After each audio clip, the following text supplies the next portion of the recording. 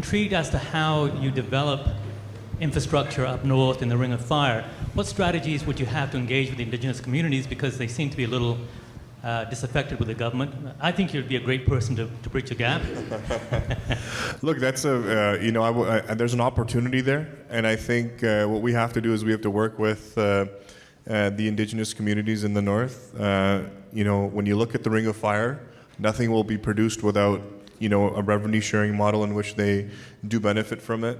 When we look at the construction of the road, whether it's Arrow Lake or some of the other nations, I was just in discussions with some of the First Nations that own highway, or where our land goes through Highway 69, which needs to be expanded.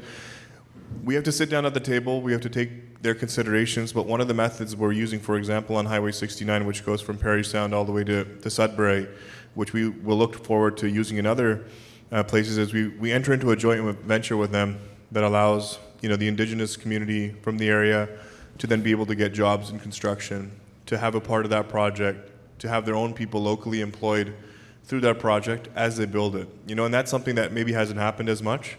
So when we look at the projects up north, when we look at the Ring of Fire, there's certain challenges around building infrastructure there because of the weather, the shortened season. And so what we have to do there is we have to be creative, but ultimately we can't do it without the support of the First Nation. And it can be political sometimes, but I think the Premier has a very, very good relationship with most of the chiefs, especially those where we're developing in those areas. And nothing will move without having their full support behind a project into the Ring of Fire.